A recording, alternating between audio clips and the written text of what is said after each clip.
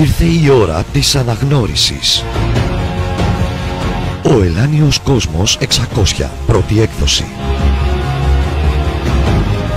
Ο ιερός κωδικός αριθμός και η δομή, η σύσταση του κόσμου 600. Το μοναδικό βιβλίο βιωματικής ανάλυσης που έχει γραφτεί για την ανθρωπότητα, για να καλύψει και να απαντήσει όλα τα κενά και τα ερωτήματα για τη δημιουργία του κόσμου. Τώρα ήρθε η ώρα. Ορίμασε ο καιρός να εμφανιστεί η ανάλυση και η διάσπαση του Ελάνιου Κόσμου 600, Αρτέμις Ώρας. Ένα βιβλίο μοίησης και αναγνώρισης της αλήθειας, γραμμένο κάτω από συνθήκες ομηρίας του ίδιου του δημιουργού, 13 Δεκεμβρίου 2018. Όλοι μπορούν να αναγνωρίσουν το μεγαλείο του κόσμου τους ως μοναδικό, αληθινό, δικό τους μεγαλείο, Αρτέμις Ώρας. Κάνε την παραγγελία σου τώρα και πάρε στα χέρια σου το βιβλίο «Ο Ελάνιος Κόσμος 600» με το δικό σου μικρότερο αριθμό σειράς που είναι μοναδικός από την πρώτη έκδοση. Παρήγγειλέ το στο www.κοσμοθέαση.com. Συνελλήνες, συνέλληνες, καλησπέρα σας από το Web TV Διάσταση. Είναι η εκπομπή «Ελλάς στα χέρια των πολιτών», ιδιαίτερα των ενεργών πολιτών, οι οποίοι αποφάσισαν να πάρουν την κατάσταση στα χέρια τους, και βλέπουμε μια τεράστια ενεργοποίηση πολιτών, οι οποίοι φτιάξανε έναν τεράστιο οργανισμό, την Ελλήνων Συνέλευσης, και σήμερα κοντά μας σε σύνδεση Skype καλεσμένος μας ο Γιάννης Γαβρίδης, υποψήφιος βουλευτής με την Ελλήνων Συνέλευσης στον Β2 Δυτικό Τομέα Αθηνών. Κύριε Γαβρίδη, καλώς ήρθατε. Καλησπέρα κύριε Καραγιάννη, τιμή μου που με καλέσατε στην εκπομπή σας. Καλησπέρα και στους τηλεθεατές της εκπομπής σας. Είναι μεγάλη μας χαρά να βρίσκεστε σήμερα εδώ, διότι σήμερα θα συζητήσουμε για ένα θέμα το οποίο αφορά την παιδεία. Η παιδεία είναι ένα πάρα πολύ σημαντικό θέμα. Κύριε Γαβρίδη, συνοπτικά μπορείτε να μας πείτε την εικόνα της παιδείας σήμερα στην Ελλάδα? Η παιδεία είναι πολύ βασικό κομμάτι για μια πολιτεία, γιατί η παιδεία είναι αυτή που θα δώσει τη γνώση στο παιδί μας, στον άνθρωπο, ώστε να μπορέσει να ζήσει. Σε αυτή την ενσάρκωσή του έρχεται ο άνθρωπος εδώ για να ζήσει. Άρα η παιδεία είναι μια εκπαίδευση από μικρή ηλικία που τη δίνει και η οικογένεια, τη δίνει και το σχολείο, το οποίο γι' αυτό έχει δημιουργηθεί, για να του δώσει αυτή τη γνώση που χρειάζεται για όλο το περιβάλλον του, για να μπορέσει να ζήσει αληθινά, να μπορέσει να ζήσει ελεύθερος ο άνθρωπος, γιατί τα έχει όλα, τα έχει δώσει όλα η δημιουργία, και έτσι μέσω της παιδείας θα μπορέσει να γίνει πολίτης, να δημιουργήσει τις πολιτείες και να μπορέσει να ζήσει πραγματικά, όπως είπαμε. Αυτό, κύριε Γαβρίδη, είναι πάρα πολύ σημαντικό, διότι αυτό που είπατε, πρέπει να γίνει πολίτης, ενεργός πολίτης. Γιατί σήμερα οι περισσότεροι πολίτες μεγαλώνουν, και είναι θέμα παιδείας καθαρά, μεγαλώνουν και αφήνουν το μέλλον τους στα χέρια που, όπως σήμερα βλέπουμε την κατάσταση της χώρας μας, βλέπουμε αυτούς που διοικούν να είναι κατά των ίδιων των Ελλήνων πολιτών. Είναι πολύ σημαντικό αυτό που είπατε. Είναι ακριβώς έτσι, το αποτυπώσατε όπως είναι στην πραγματικότητα. Δεν υπάρχει πολίτης αυτή τη στιγμή, διότι δεν υπάρχει παιδεία. Η γνώση που μας έχουν δώσει σε όλους τους ανθρώπους είναι αυτή που χρειάζεται για να είμαστε σκλάβοι, όπως είμαστε αυτή τη στιγμή. Δεν μας έχουν δώσει τις έννοιες, τις πραγματικές των λέξεων. Δηλαδή αυτή τη στιγμή ο άνθρωπος και ο Έλληνας πολίτης μιλάει για δημοκρατία και θεωρεί αυτή τη διοίκηση που υπάρχουν και αυτό το πολίτευμα το τωρινό, το θεωρεί δημοκρατία. Αλλά αυτό σημαίνει ότι δεν μας μάθανε ότι αυτό δεν είναι δημοκρατία. Έτσι είναι ακριβώς, ναι. Διότι εάν ήταν δημοκρατία θα έπρεπε οι πολίτες να είναι ενεργοί, οι πολίτες να αποφασίζουν και να έχουν μια διοίκηση εκλεγμένη δική τους, που απλά θα εκτελεί τις αποφάσεις των πολιτών. Αυτή τη στιγμή υπάρχουν τα κόμματα που έχουν στα χέρια τους τη δικιά μας ζωή και παίρνουν αποφάσεις για εμάς, και δεν έχουν κόστος. Είτε ψηφίσουν κάτι παράνομο, είτε ψηφίσουν κάτι που είναι για εμάς. Δεν μας ρωτάνε, δεν έχουμε λόγο αυτή τη στιγμή. Απλά πάμε, ψηφίζουμε, τους δίνουμε τον ψήφο μας και κάνουν ό,τι θέλουν. Και ένα σύνταγμα που υποτίθεται ότι δεν πρέπει να το ξεπεράσουν, ότι τα όρια τους είναι ως εκεί που είναι το σύνταγμα, βλέπουμε ότι το καταπατούν. Και δεν υπάρχει κόστος. Έχουν την ασυλία τη βουλευτική και όλα αυτά βέβαια αρχίζουν διότι δεν έχουμε την κατάλληλη παιδεία και την κατάλληλη γνώση, γιατί η παιδεία είναι γνώση καθαρή και αυτή τη στιγμή η κοινωνία μας και όλοι οι άνθρωποι χρησιμοποιούν παραπάνω την πίστη παρά τη γνώση. Δηλαδή βγαίνουν κάποιοι άνθρωποι, κάποια κόμματα, μας λένε θα κάνουμε αυτό εκείνο και ο κόσμος τον πιστεύει, χρησιμοποιεί την πίστη και γι' αυτό το λόγο πάει έτσι όπως πάει αυτή τη στιγμή η χώρα μας και διαλύεται. Έτσι. Άρα η πραγματική παιδεία είναι πραγματική γνώση και όταν γνωρίζεις δεν πιστεύεις. Άμα γνώριζε ο Έλληνας τι είναι η δημοκρατία, θα έχει αναγνωρίσει αυτό που γίνεται. Άρα θα πρέπει να δούμε πώς λειτουργεί αυτή τη στιγμή η παιδεία στη χώρα μας, το εκπαιδευτικό σύστημα, και επίσης επειδή είπαμε ότι η παιδεία δεν δίνεται μόνο στον άνθρωπο από το σχολείο, αλλά είναι και θέμα και της οικογένειας. Ο γονέας, η γνώση που έχει, είτε αυτή είναι ψεύτικη είτε είναι αληθινή, αυτός θα μεταδώσει στον άνθρωπο, στο παιδί του, τις πληροφορίες που το παιδί, όπως γνωρίζουμε, όταν έρχεται και ενσαρκώνεται εδώ πέρα στη γη μας, δεν γνωρίζει κάτι. Δεν έχει κάποια γνώση, έρχεται για να γνωρίσει. Έτσι ακριβώς, κύριε Γαβρίδη, η συνειδητότητα ενσαρκώνεται στο υλικό πεδίο μας, τέλος πάντων, ως μια αψεγάδιαστη φωτεινή ψυχή, έτσι. Αργότερα εντάσσεται σε ένα περιβάλλον. Τι είδους περιβάλλον είναι αυτό που βιώνει σήμερα η συνειδητότητα που ενσαρκώνεται, που έρχεται για να βιώσει έναν βίο, έτσι? Βέβαια, γιατί η ζωή είναι ένα δώρο της δημιουργίας και ο άνθρωπος έρχεται αυτό το δώρο να ζήσει, να μάθει, να πάρει γνώση, να κάνει ένα βίο σύμφωνα με τη δημιουργία και όχι να είναι μες στο άγχος, να είναι σκλάβος, να μην μπορεί να ζήσει. Βλέπουμε ότι η φύση μας τα έχει δώσει όλα. Όσο φαγητό θέλουμε, υπάρχουν τα δέντρα που μας φέρνουν καρπούς. Υπάρχει το ζωικό βασίλειο, έχεις άφθονη τροφή, μας την προσφέρει η δημιουργία. Όσο νερό θέλεις, έχεις να πιείς. Άρα αυτή τη στιγμή πώς γίνεται να υπάρχουν άνθρωποι άστεγοι που να πεινάνε, να μην έχουν να φάνε, να πεθαίνει ο άνθρωπος από την πείνα, αφού μας τα έχει προσφέρει όλα αυτά η φύση? Τι έχει γίνει? Κάπου χάνεται το θέμα. Ποιον εξαρτιόμαστε? Δεν υπάρχει κανένας λόγος. Άρα το περιβάλλον που έχουμε έρθει να ζήσουμε το έχουμε φτιάξει εμείς οι άνθρωποι σύμφωνα με τη γνώση που έχουμε και λειτουργούμε καθ' αυτόν τον τρόπο όλοι μας. Άρα με το που έρχεται ένα παιδί στη ζωή, ενσαρκώνεται, θα πάρει τη γνώση από τους γονείς του τα πρώτα χρόνια πριν πάει στο σχολείο. Τώρα οι γονείς βλέπουμε ότι θα το βάλουν στο δόγμα. Όπου και να γεννηθείς στον πλανήτη υπάρχουν 6.000 θρησκείες περίπου σε όλο τον πλανήτη. Άρα σε όποιο μέρος της γης και να ενσαρκωθεί μια συνειδητότητα, οι γονείς του είναι σε κάποιο δόγμα. Δεν ρωτάνε το παιδί εάν θέλει, κατευθείαν το βαφτίζουν και το βάζουν σε αυτό το δρόμο. Χωρίς ούτε οι ίδιοι να γνωρίζουν, εφόσον υπάρχουν 6.000 θρησκείες, ποια είναι αληθινή? Πρέπει να ελέγξεις όλες τις θρησκείες και να πεις να, αυτή είναι η αληθινή θρησκεία. Και εφόσον το κάνεις αυτό, είναι πιο δίκαιο.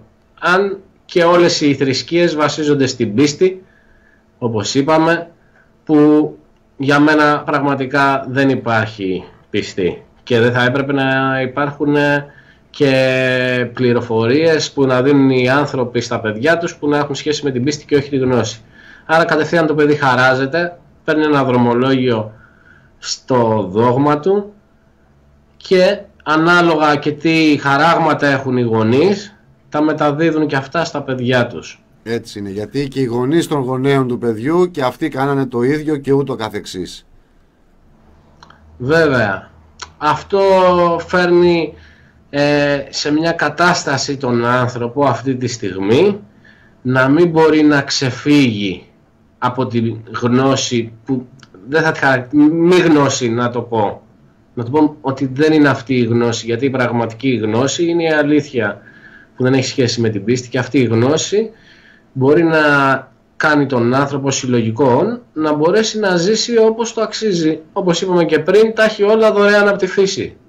Και βλέπουμε ότι αυτή τη στιγμή είναι σκλαβωμένος. Άρα με το που έρθει το παιδί παίρνει τα χαράγματα των γονιών και έτσι είναι ένας αέναος κύκλος και κάθε ζωή που ενσαρκώνεται πάει σε αυτό το ρυθμό.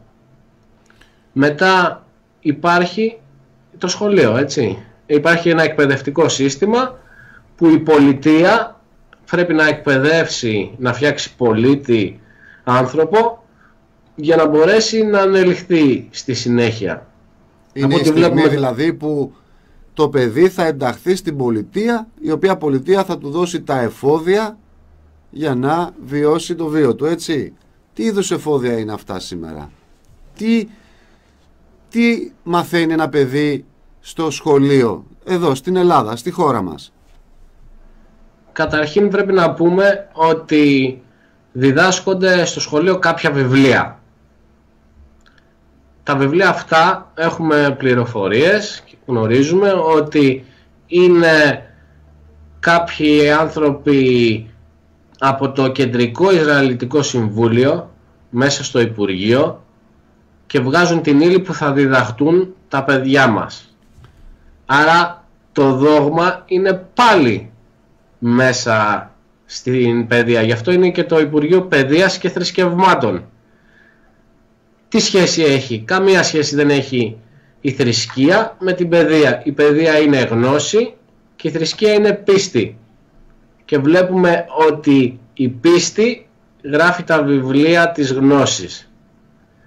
Αυτό δεν υφίσταται και σίγουρα θα πρέπει να μας προβληματίσει και σίγουρα θα πρέπει όλα αυτά να ελεγχτούν σε πρώτη φάση με την ελληνοπολιτεία, να δούμε τα συγγράμματα μας, τι διδάσκονται στα παιδιά μας, είναι αυτή η πραγματική γνώση? Άρα εφόσον μπουν τα παιδιά στο σχολείο, πάνε και έχουν τις τάξεις που λέμε, τα επίπεδα δηλαδή της μάθησης σύμφωνα με την ηλικία, όπου και αυτή τη στιγμή ο άνθρωπος θεωρεί την παιδεία ότι είναι να πας να ολοκληρώσεις το σχολείο, να περάσεις όλα αυτά τα επίπεδα της τάξης και να πάρεις μετά ένα χαρτί. Ένα χαρτί που θα έχει τη γνώση μιας ειδικότητας ώστε να εργαστείς. Άρα παίρνεις ένα δρομολόγιο να γίνεις ένας άνθρωπος που θα δουλεύει. Αλλά η γνώση δεν είναι ανελικτική, δεν είναι πραγματική να πάρεις όλα τα εφόδια που πρέπει για να ζήσεις, αλλά να πάρεις τη γνώση ώστε να είσαι ένας καλός δούλος και να δουλεύεις αύριο πάνω σε ένα επάγγελμα που θα επιλέξεις, μια ειδικότητα, που και αυτή η ειδικότητα αύριο δεν θα έχεις τη δυνατότητα να εργαστείς. Γιατί βλέπουμε αυτή τη στιγμή πήγαινε πάρε πτυχία πολλά και δούλεψε σερβιτόρος. Είναι τόσο χάλια τα πράγματα, γιατί η πολιτεία θα έπρεπε να σου δώσει την πραγματική γνώση, δεν στη δίνει. Αλλά και ένα επάγγελμα να διαλέξεις, αύριο δεν μπορείς να εργαστείς. Η πολιτεία, εφόσον σε εκπαιδεύει, θα έπρεπε να έχει ένα έτοιμο το περιβάλλον όταν θα φύγεις από την εκπαίδευση απευθείας να μπορείς να εργαστείς. Άρα είναι πολύ άσχημα τα πράγματα, δεν προσφέρει τίποτα αυτή τη στιγμή η πολιτεία και ο άνθρωπος δυστυχώς αυτό το θεωρεί ότι είναι η παιδεία και θέλει το παιδί του να πάει στο πανεπιστήμιο να μάθει τι, να εργαστεί πού. Σίγουρα δεν είναι αυτή η παιδεία που θέλουμε οι Έλληνες να έχουν τα παιδιά μας. Αυτό, κύριε Γαβρίδη, που αντιμετωπίζουμε είναι ότι το μέλλον ενός παιδιού θα κριθεί κιόλας αναλόγως και τις γνωριμίες που έχουν οι γονείς τους από κάποιον βουλευτή, από κάποιον του οποίου η θέση είναι εξέχουσα, μήπως βολέψει το παιδί του σε μια καλή θέση, με ένα καλό μισθό, και βλέπουμε παιδιά με δυνατότητες α κατηγορίας, β κατηγορίας, γ και ούτω καθεξής. Ναι, έτσι είναι. Πόσο δίκαιο είναι αυτό? Άδικο, καθαρά άδικο, γιατί βάζουν την ψηφοθυρία παντού, χρησιμοποιούν, φέρνουν σε μια τέτοια κατάσταση την κοινωνία. Αν δεν έχει εργασία, ο γονέας θέλει σίγουρα το καλύτερο για το παιδί, το δικαιότερο, και εφόσον δεν υπάρχει έξω εργασία, θα προσπαθήσει μέσω του κονέ που λέμε, μέσω της γνωριμίας, να βρει δουλειά στο δημόσιο με αντάλλαγμα την ψήφο του. Άρα έχουν κυβερνήσει όλα τα κόμματα, έχουμε δει ότι δεν διοικούν αυτοί, είναι μαριονέτες, αλλά βλέπουν ότι διαλύουν τη χώρα μας, αλλά ο άνθρωπος κοιτάζει να βγει αυτό το κόμμα για να δουλέψει το παιδί του. Άρα δεν έχει στο μυαλό του το ολικό, το όλον. Έχει κλειστεί στην ατομικότητά του. Εγώ να είμαι καλά και δεν πάει να πεθάνει η χώρα, τα παιδιά όλων, να βολευτώ εγώ και η οικογένειά μου και το παιδί μου. Ενδεχομένως να πει ότι και τι μπορώ να κάνω εγώ για τον συνανθρωπό μου, έτσι. Έτσι είναι. Θεωρεί ανίσχυρο τον εαυτό του να προσφέρει στο σύνολο.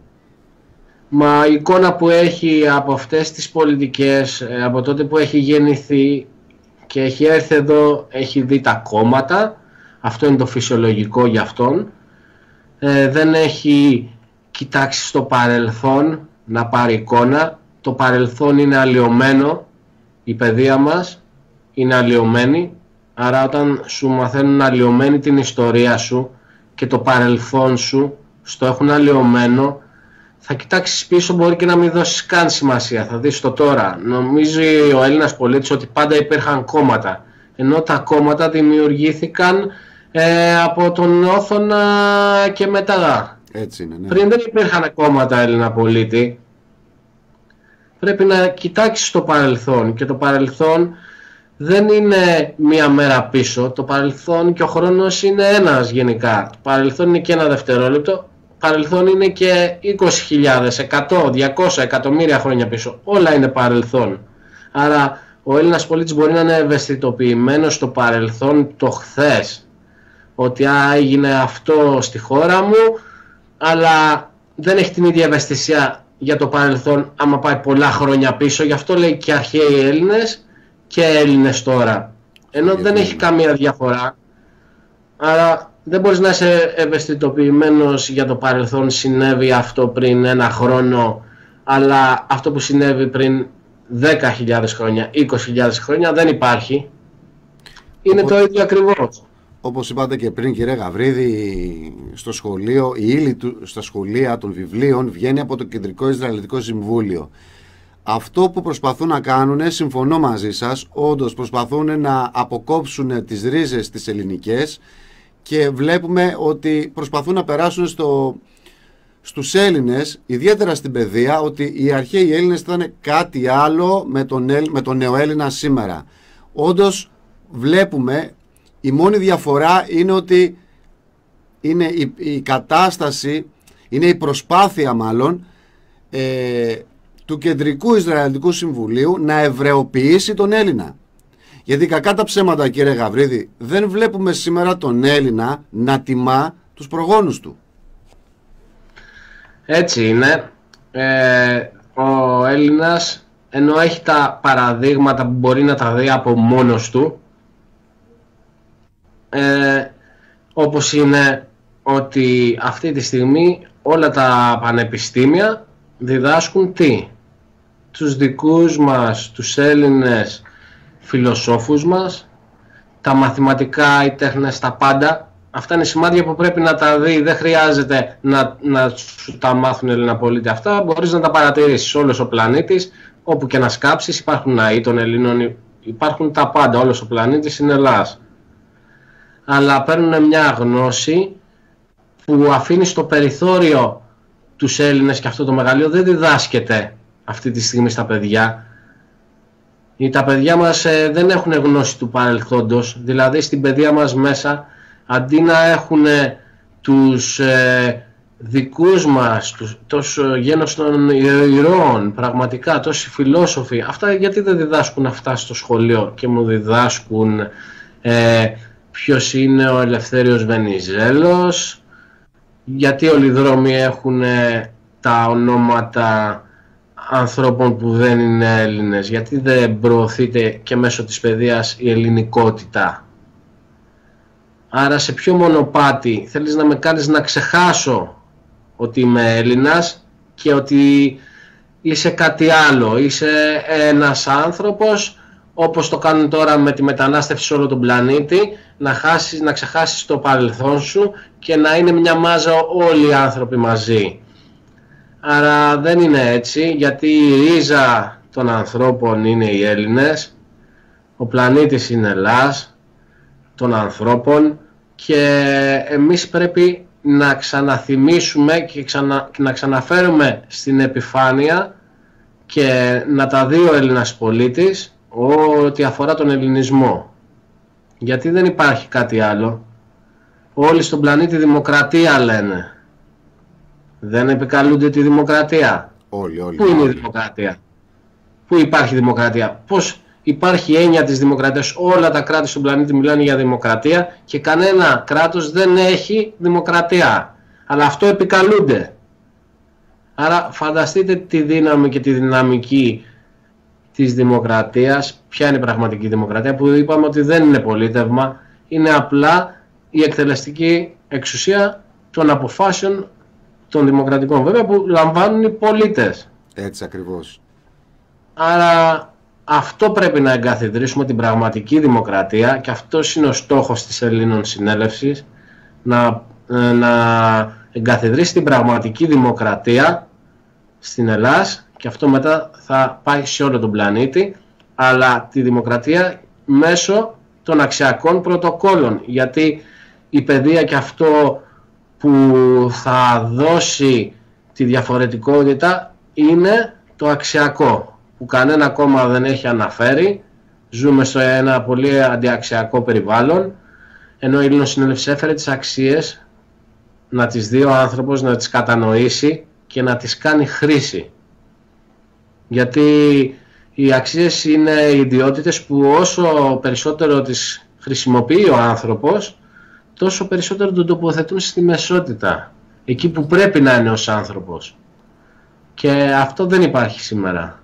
Γι' αυτό βλέπουμε τόσο άδικο αυτή τη στιγμή και δεν μπορεί ο άνθρωπος να ζήσει ελεύθερος, όπως είπαμε, αφού τα έχει όλα.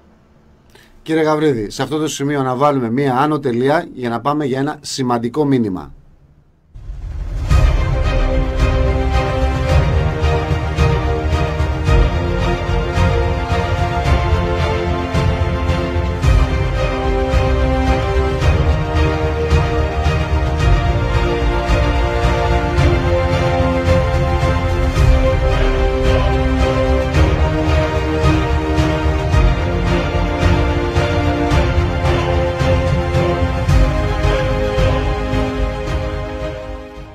Ύστερα από το σημαντικό μήνυμα, ξανά κοντά σας, μαζί μας ο κύριος Γιάννης Γαβρίδης, υποψήφιος βουλευτής με την Ελλήνων Συνέλευσης στον Β2 Δυτικό Τομέα Αθηνών. Κύριε Γαβρίδη, μας είπατε πριν για την παιδεία που σήμερα η συγκεκριμένη πολιτεία φροντίζει για τα παιδιά μας.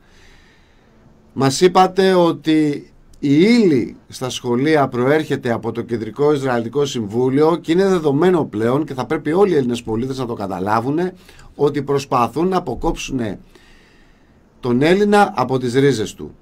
Η Ελλήνων Συνέλευσης τι προγραμματίζει για τον τόσο σημαντικό κλάδο που είναι η νεολαία μας και η παιδεία μας?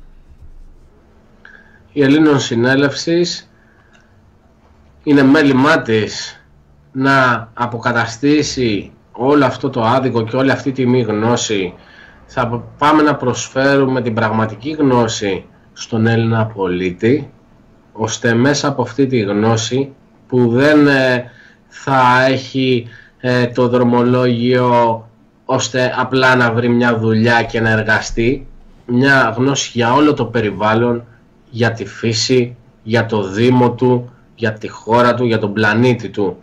Ένα γνώση αληθινή που είναι αυτό που πρέπει να πάρει ώστε να μπορέσει να δημιουργήσει, να γίνει ένας πολίτης και να δημιουργήσει την πολιτεία του και να μπορέσει να ζήσει όπως αξίζει πραγματικά σε αυτόν. Τα κεφάλαια είναι τεράστια που υπάρχουν αυτή τη στιγμή και θα χρησιμοποιηθούν. Δεν το είπαμε μάλλον, αλλά οφείλουμε να το πούμε ότι στις προγραμματικές μας δηλώσεις όλα τα έργα σε όλους τους τομείς θα δημιουργηθούν μέσα από το πρόγραμμα των 2,3 τρισεκατομμυρίων που είναι δεσμευμένα από τα κληρονομικά κεφάλαια των αυτοχθόνων Ελλήνων ηθαγενών. Άρα δεν υπάρχει οικονομικό θέμα.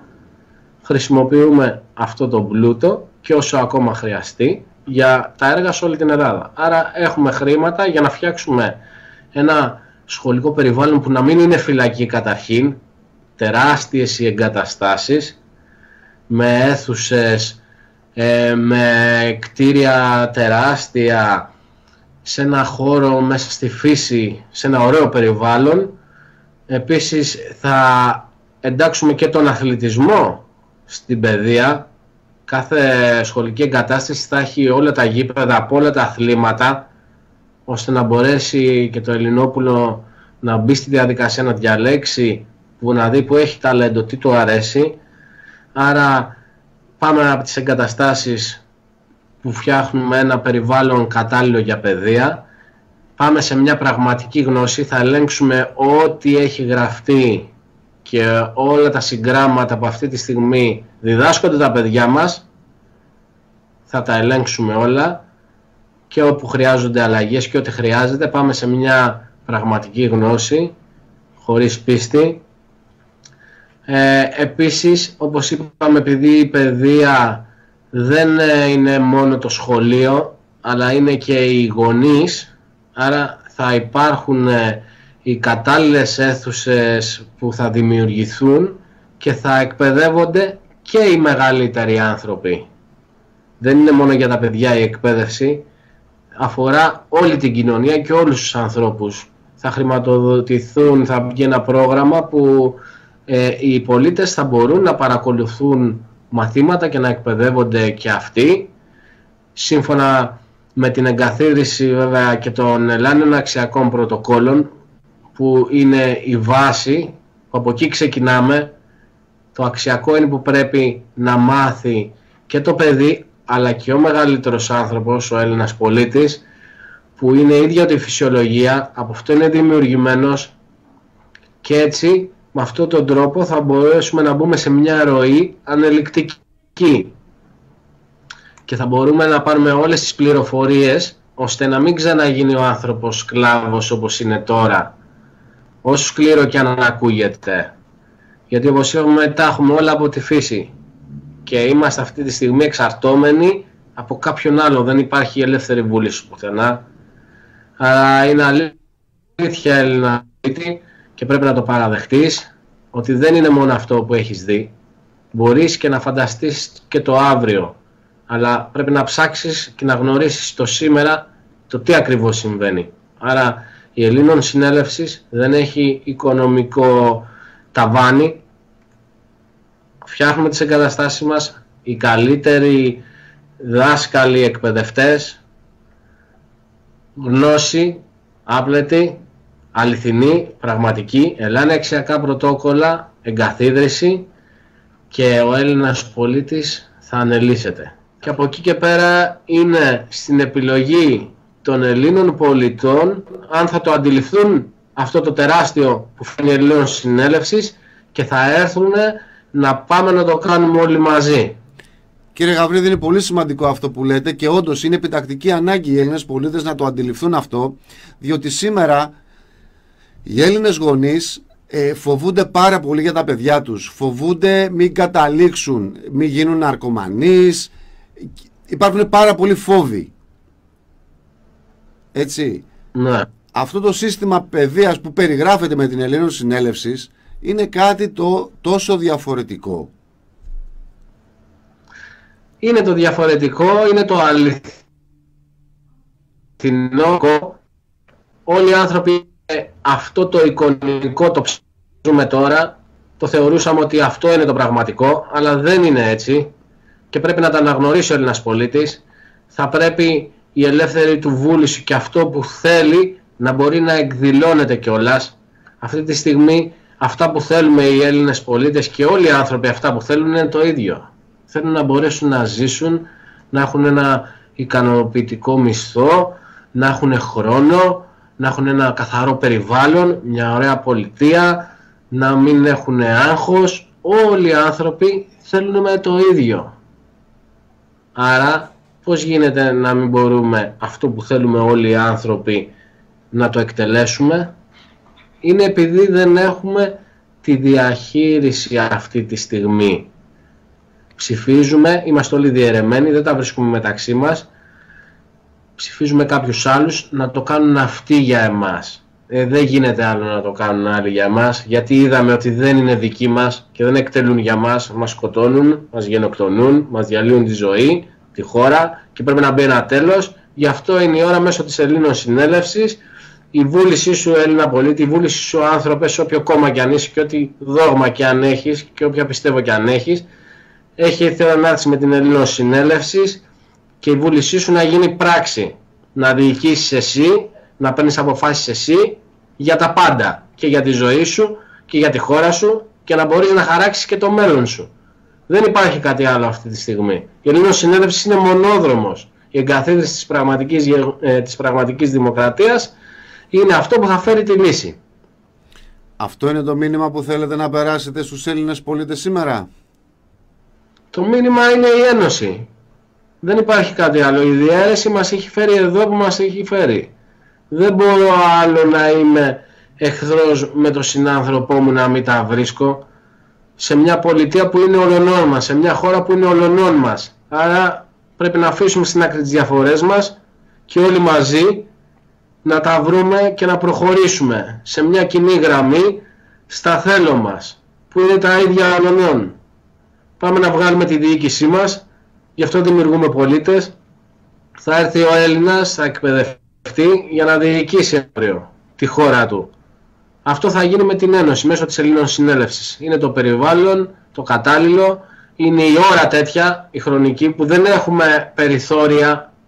Δεν έχουμε περιθώρια. Βλέπουμε ότι η κατάσταση είναι απελπιστική. Σε λίγο δεν θα έχουμε Ελλάδα, δεν θα έχουμε περιουσία, δεν θα έχουμε τίποτα. Άρα δεν έχουμε άλλο χρόνο, ούτε για κόμματα, ούτε για δόγματα. Έχουμε για ένωση και πάμε να πάρουμε τη χώρα στα χέρια μας, μέσω της Ελλήνων Συνέλευσης. Δύναμη φως. Κύριε Γαβρίδη, να σας ευχαριστήσουμε σε αυτό το σημείο που ήσασταν μαζί μας και μας δώσατε όλες αυτές τις πολύτιμες πληροφορίες. Σίγουρα ο Έλληνας πολίτης θα πρέπει να πάρει την κατάσταση στα χέρια του για να μην είναι έρμεο της κάθε ανθελληνικής κυβέρνησης που η κάθε μία έρχεται και διοικεί αυτόν τον τόπο και μας πάνε από το κακό στο χειρότερο.